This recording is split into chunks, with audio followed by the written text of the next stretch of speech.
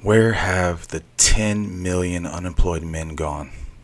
Hourly jobs are trapping millions in cycles of poverty, burnout, and mental exhaustion. Yet no one is talking about it. In this video, we uncover the harsh truth behind these low-wage jobs, exposing how they destroy lives and why the system is designed to keep the workers stuck. Watch to learn the hidden costs of hourly work and why it's time to demand change.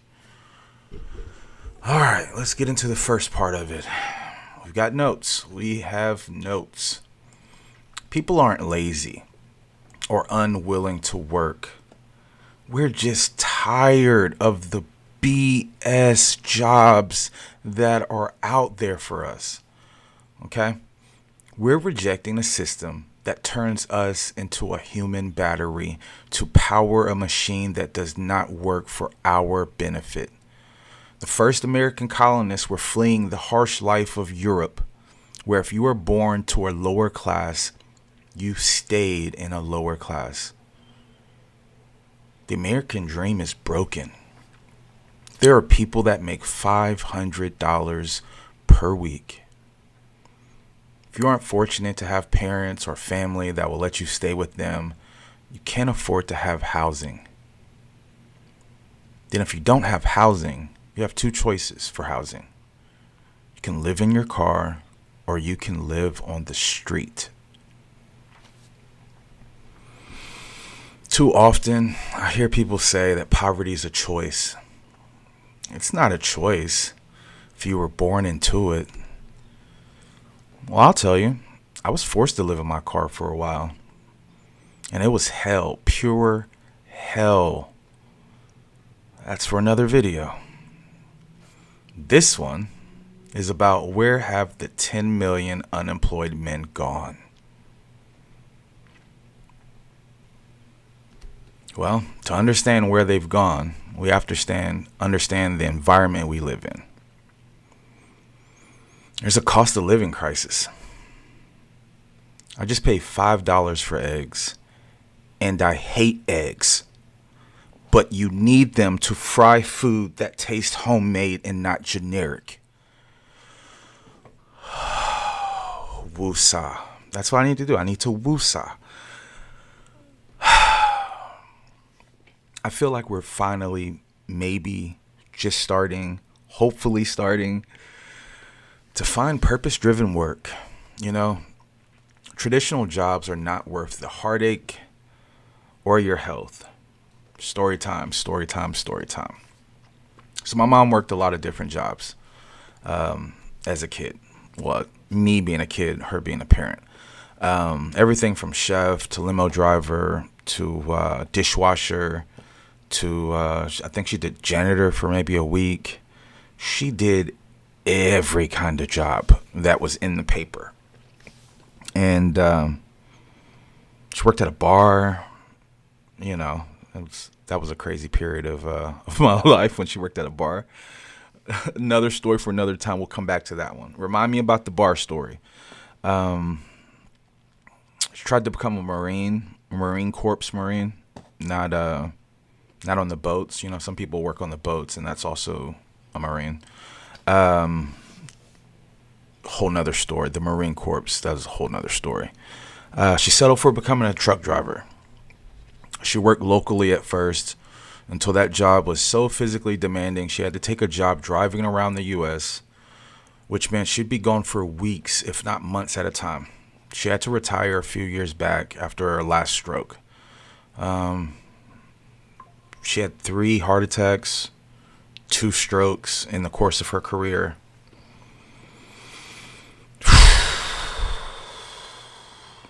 Man, being a truck driver destroyed her body and her health. And do you know what she got for it in return? A house that's paid off and Social Security benefits of $865 per month. So I ask myself, is a traditional job worth it? Is it worth it? All right, everyone, that's what they say. Hey, I need some money. I need to figure out who I'm going to be. I don't know what I want to do. And then when you say that, people say, go get a job. That'll fix it. Go get a job. You're not married? Go get a job. You have no friends? Go get a job. Go get a job. Go get a job. Someone once told me, wise man. You know what? He's not a someone. He was a wise man. He said, job means just over broke. Explosion in my mind occurred after and ever since. Just over broke. Just over broke. Just over broke. I've thought about those 3 words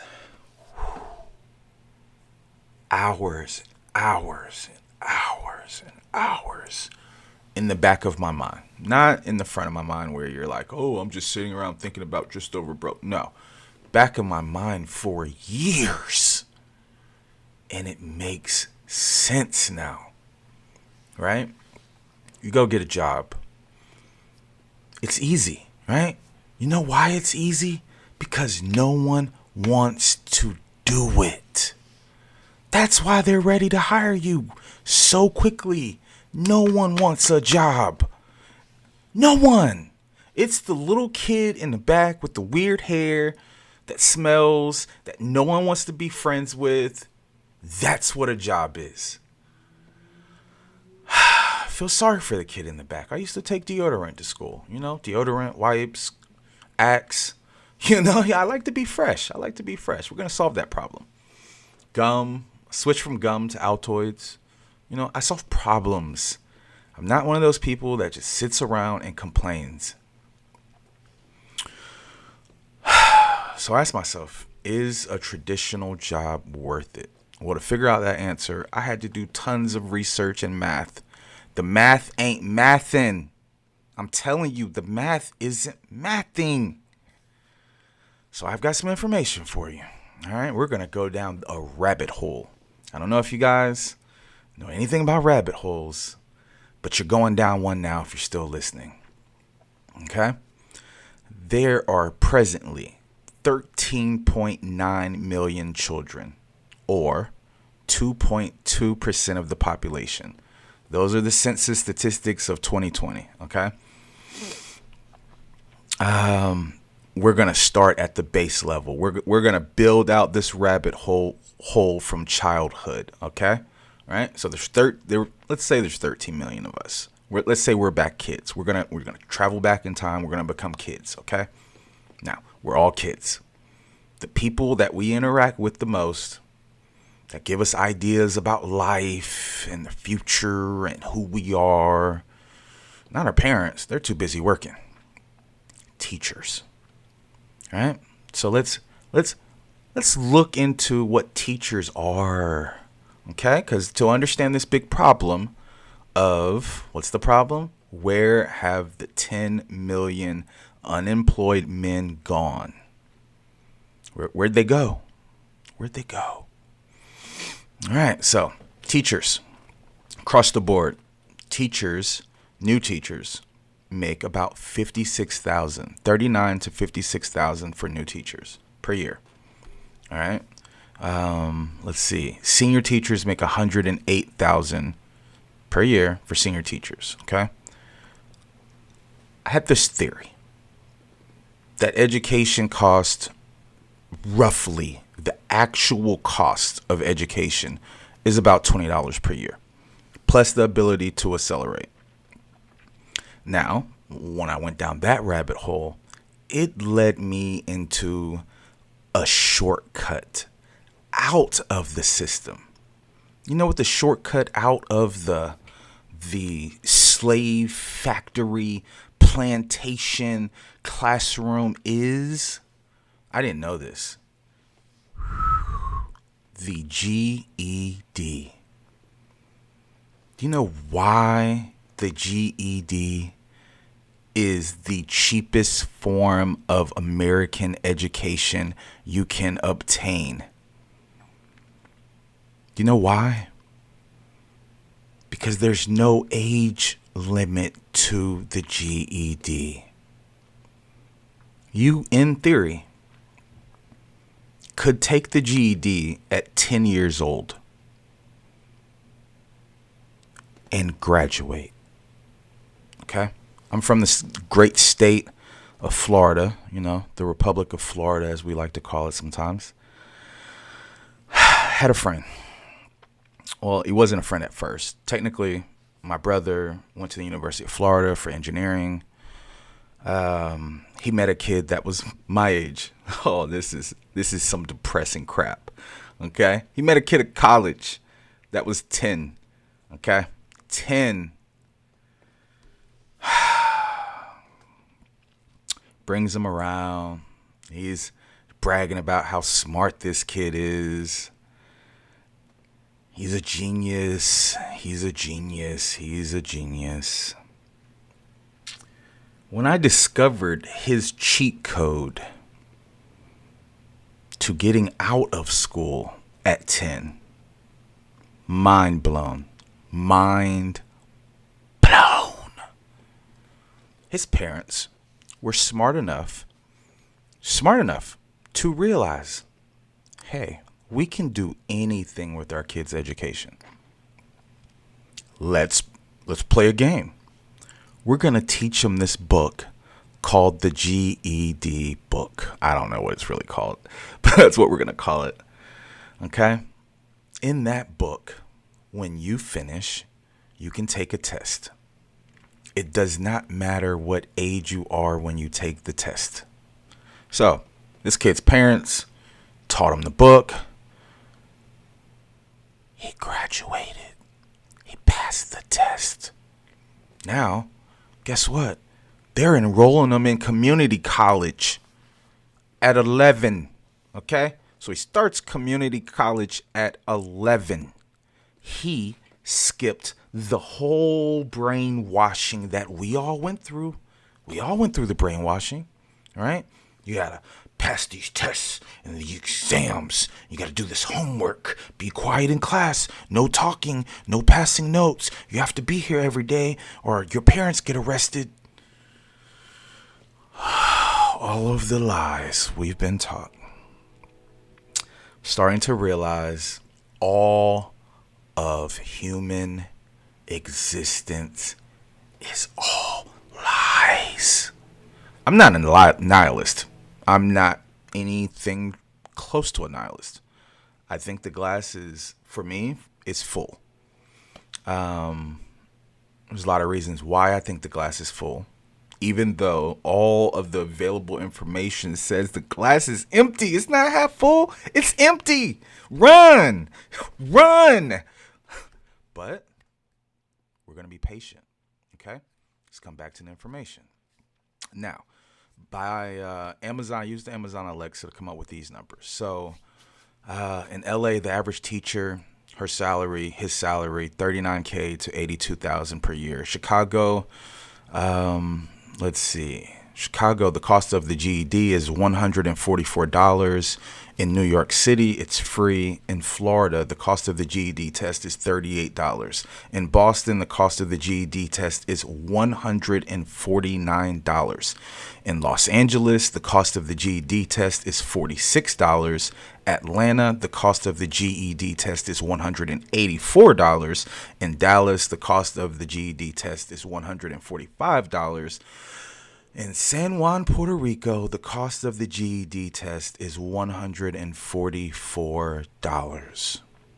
Let's go back for the people that missed it. In Florida, the GED test is $38. You pass the test, you can enroll in community college. Can you get into universities? No. Okay? Unless your parents can afford it. And you have to do all this other stuff, okay? But with $38, you can now enroll in college. Doesn't matter the age. Things are about to change, y'all. Things are really about to change. Chicago, the cost of the GED is $144. I'm just going to repeat them really because I said it really fast. It's a lot of numbers. You got to get through them. Chicago, it's $144 for the GED. New York City, what? The city that never sleeps. It's free. It is free. Boston, the cost of the GED is $149. Los Angeles, the cost of the GED is $46. LA, let's turn up. Party. $46. Atlanta, it's $184 for the GED. Dallas, $145 in Dallas, Texas. San Juan, Puerto Rico, the GED is $144. Okay? States that offer free GED courses. This one's going to shock you. West Virginia.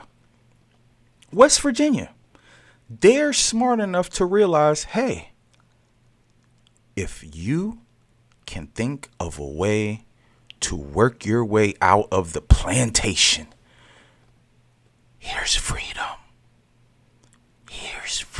But we're not going to tell you about it. Other state, Connecticut. Shout out to Connecticut. They're offering freedom, baby. Freedom. Maine. Lobster. I want some lobster. Maine lobsters are delicious. Who can afford a Maine lobster right now? No one.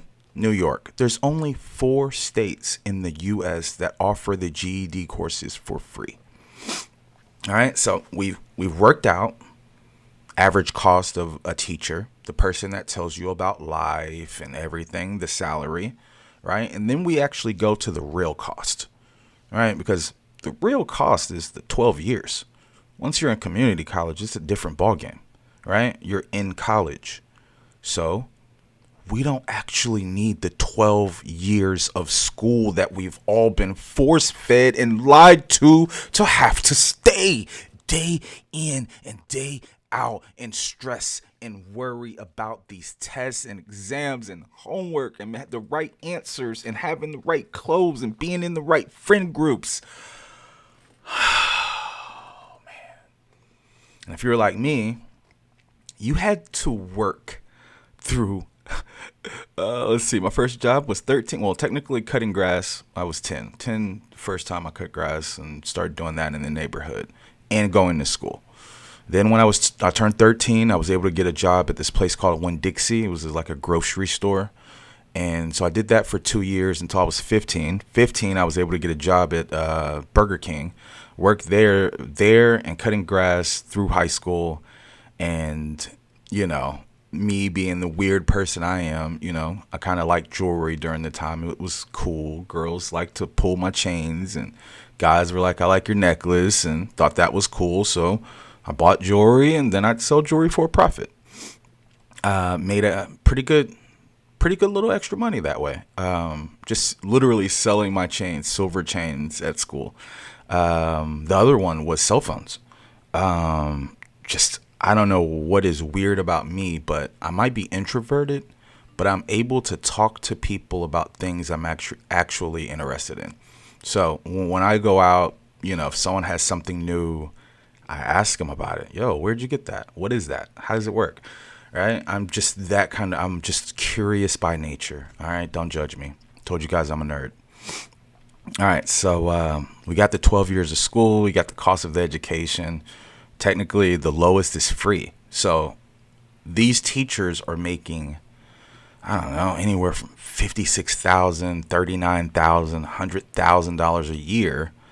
But the education technically is worth $38,000, $144,000, $184,000 is the most expensive. And what people don't know is the GED test kind of covers everything that you have to learn in school. Not everything, but I mean, once you get in community college, you can start studying for that, for the classes you actually take. And we're gonna go a little bit further, because I wrote. This is a lot. I got notes. I said, I went down this rabbit hole and I was like, my first video was 8 minutes. My last video was 17 minutes. I'm like, I I don't know how long this is gonna be, but we're gonna get it all out there today, baby. All right. So if you're really smart, you go through the 12 years of school, you countless tests, exams, blah blah blah. Then if you're super smart, you go to college, and your parents pay for college. In my case, that didn't happen because she didn't have the extra money. So I wasn't lucky enough to do it that way. I had to do it the other way. I had to work and do school and tutor. So the average cost of university is $60K, 60,000, and that's not even private. That's not even private or some of the more expensive public universities, which is crazy. All right. And what no one tells you is that when you get out of university, you won't be able to get a job in your field. Why, you might ask? Because you don't have the magic word called experience. Don't get me started on experience. A cruel joke invented by some corporate sadist a long time ago. Experience, experience, experience. That's what all these jobs want. They want you to have experience. What happened to people hiring people just because they were ambitious, just because they were hard workers? Where'd that go? Oh, no, no, no. You have to get experience first. But the problem with experience is no one wants to give it to you. No one wants to give you experience. Why do you think they invented internships? So you could work for free. Hello? They don't want to pay you to give you experience. They want you to do it for free. Woosah. Woosah, Rogue. Woosah. What was the point of my degree if I can't get a job right out of college to pay for the college that was supposed to get me a good job? I don't think you heard me the first time. What was the point of my degree if I can't get a job right out of college to pay for the college that was supposed to get me a good job? Is anybody hearing me? Am I alone in this? Has anyone noticed? I am so sick of hearing try harder. Who came up with that?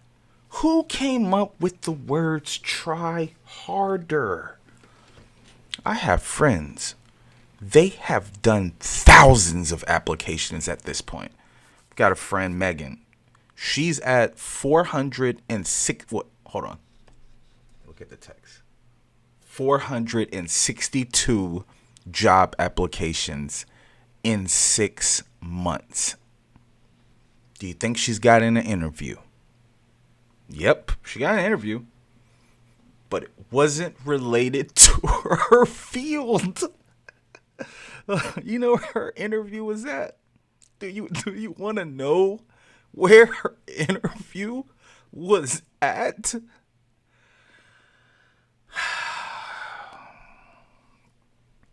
Ford.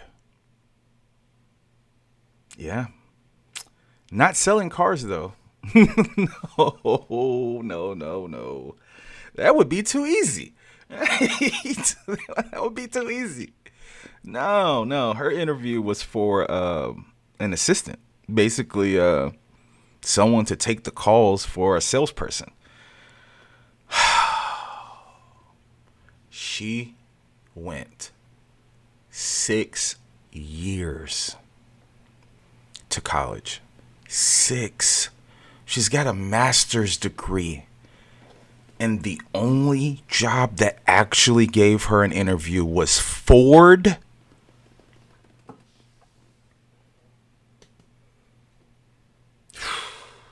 Not even in her field.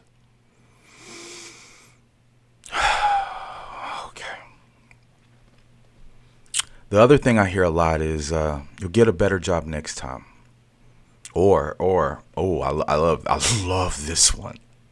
This job has career possibilities. You can grow with the company. You can grow with the company. You know how many times I've been fired by people that said I could grow with the company and this job has career possibilities? Oh, oh, whew. Sometimes when I think about the things people have told me in my life, it seems like a sick joke.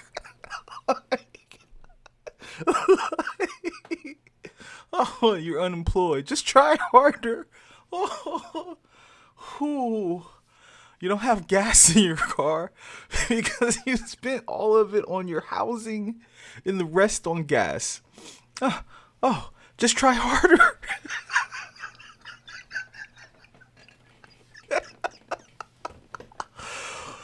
Whew. Oh, I can't grow with the company. Um, so there was a sales company that I went into. I sold websites for one of the biggest website companies out, top five website companies out.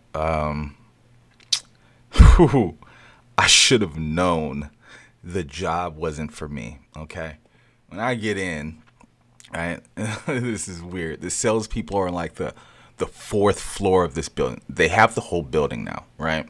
But like you do all of your interviewing in HR and all that stuff on the first floor. Then you pass your interviews, your background, all of that stuff. Give you the key card, and they tell you to go up to the fourth floor. When you get up to the fourth floor, there is it's an opening, right? So you get off the elevator, right in front of you, there's a boardroom. And you're like, wow, that boardroom, it's all glass. I made it. that was my first thoughts. I made it. Okay. All right. That was the first thoughts. And then they shuffle me to the left, down a hallway, get an office, cubicle. That's what I got. Got a cubicle.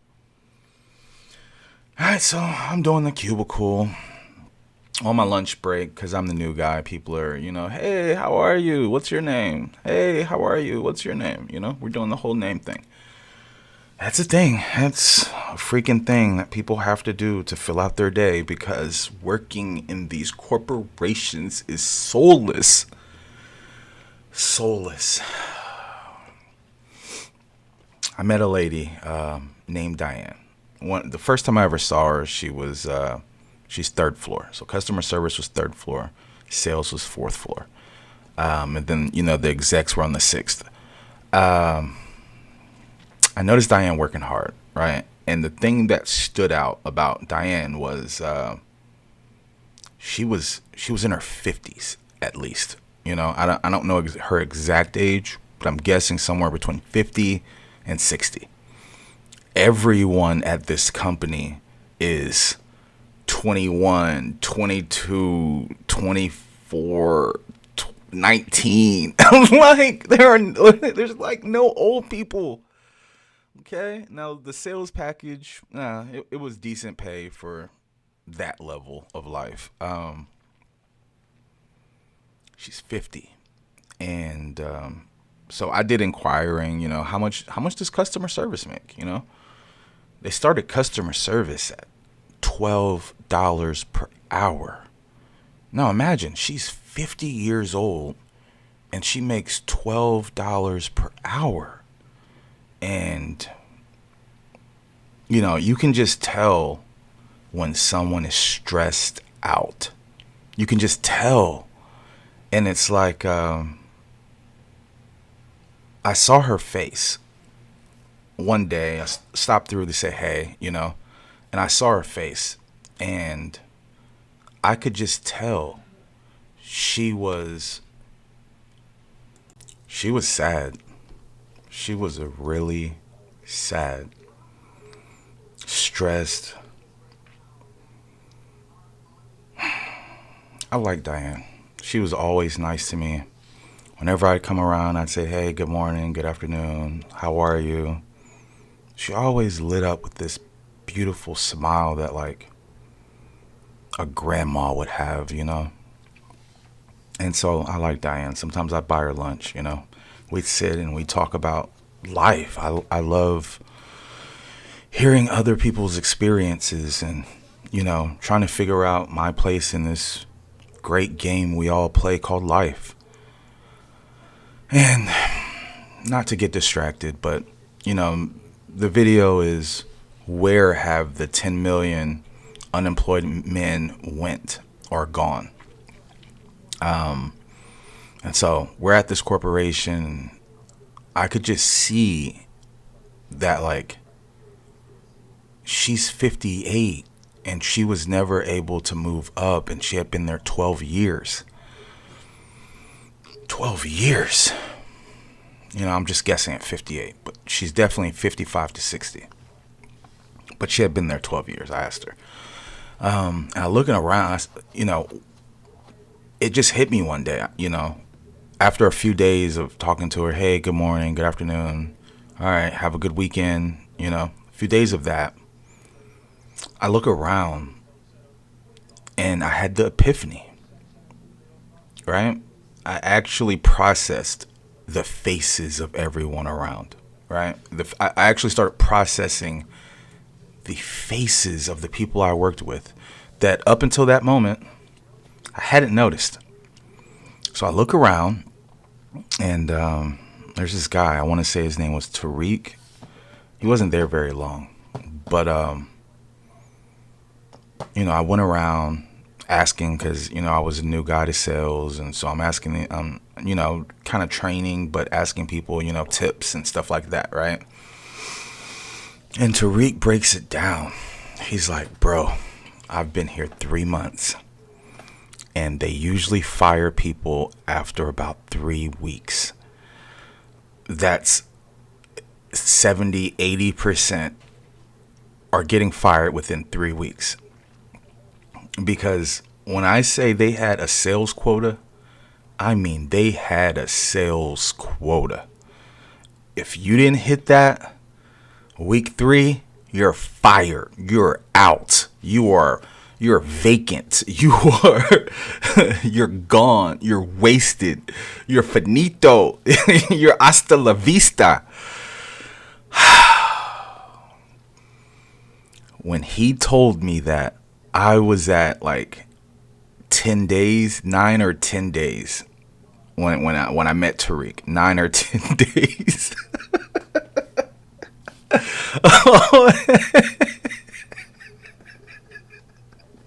It's funny, I can laugh about it now. I was sick. I was sick to my stomach. Okay. You ever remember the first time you got in trouble at school? Like a referral. Or maybe you got too many tardies and they were going to suspend you. Or maybe you got into a fight at school and you knew once you got home, your dad or your mom, they were going to give it to you. And so you're sick in your stomach, right? Like the rest of the day. And then as you get closer and closer to home, it feels like a combination of bubble guts and some kind of sick anticipation of doom. That's all I can explain the feeling that I felt when Tariq told me that most people make it 3 weeks and then they're fired. He even told me how I was going to be fired. This man was an oracle. Okay, he said they're going to what was the girl's name? Kylie in HR. You're gonna get an email. Kylie's gonna ask you to come to her office. She's gonna ask you for your key, your floor key and your gate key, and she's gonna fire you. And I was like, I was a novice. I was new. I'm like, nah, not me. I'm gonna do great. I'm gonna make a bunch of money. made a little bit of money. Sure enough, week 3. Oh, the week 3 was rough. I got fired in the worst way. It rained. Oh, the sequence of events that led to that firing. It rained, okay? This is after work. It rained, and I was changing my tire, and this truck, came out of nowhere and hit me on the side of the road about 8 o'clock at night. I had to go to the hospital. It was serious, but it wasn't that serious.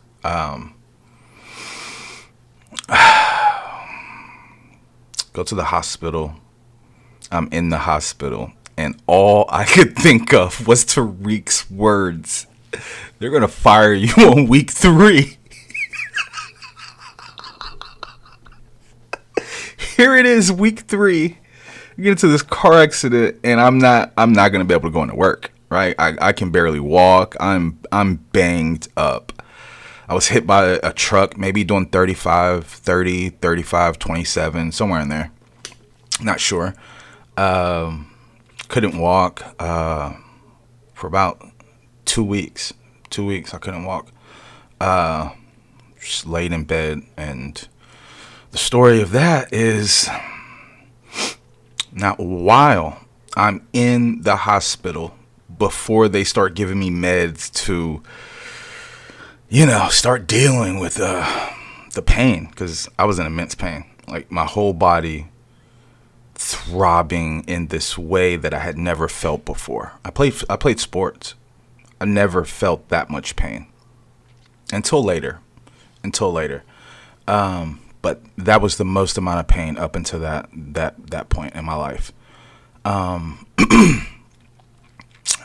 call the job. It's after hours. I leave her a voicemail saying, "Hi, Kylie. I'm in the hospital. I was hit by a truck tonight while changing my tire. There's no way I am going to be able to come in. Here's my cell phone number. It's the easiest way to get in contact with me." She didn't call me back the next day. No call. All right. So it goes, 2 days? 2 days. I hobble in on crutches. Crutches. Doctor's note. I still kept the hospital band on. I wanted them to know I wasn't making it up. Yep. She said, "Yeah, you don't have to go up to your desk. We need to have a conversation. Let me close the door. Let me go get she went and got someone else to come sit down." And I was like, this is really weird. Why is someone else coming in? Tariq didn't tell me about someone else coming in. He did not tell me someone else was going to come in with Kylie to fire you. Caught off guard. Okay, right? Because I'm banged up. I'm telling you, I'm banged up. I've got crutches. I got the hospital band around my wrist. I look like crap. Okay? I look like crap. And they commenced to firing my ass. Like I said, I can laugh about it now, but at the time, I'm telling you, it hurt inside. It hurt. I had a medical reason. Why would they fire me? I had a medical reason.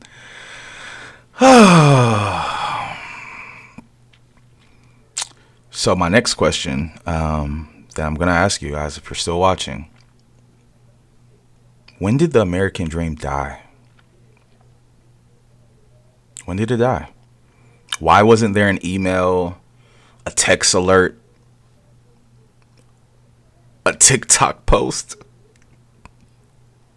an Instagram reel, a YouTube video,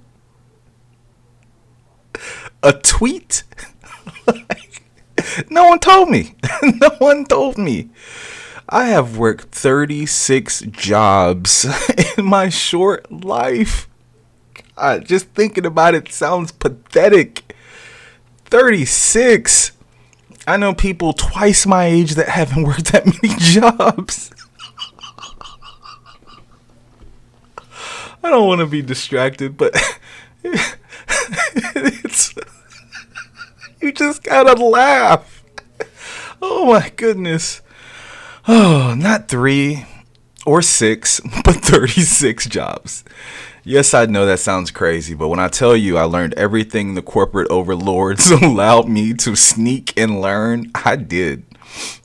Then I got out of the dungeon in despair of servitude.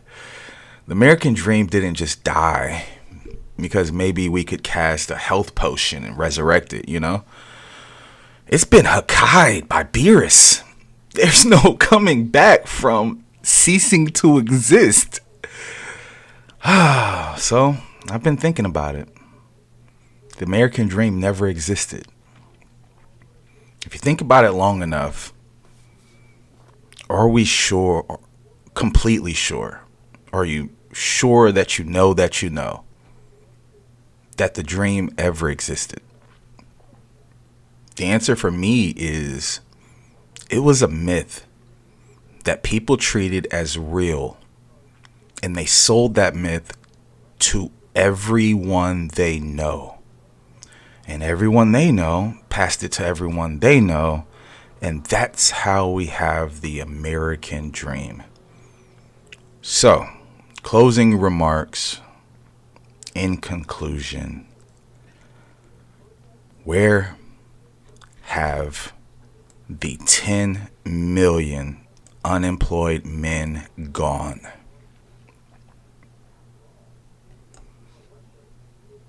They haven't gone anywhere. They're everywhere. Lastly, I came up with this saying: money doesn't bring you happiness, but it can buy you peace. Seems kind of profound now. Hope you enjoy episode 3. Wish you guys the best. Have an amazing day. If you didn't hit like, please hit like. I'm new. I'm just learning how to do this. I hope you enjoy my take on life. And I'll see you later. I'm Rogue Burner. Thank you so much for staying with me. Have an amazing time. Until next time. Rogue Burner, out.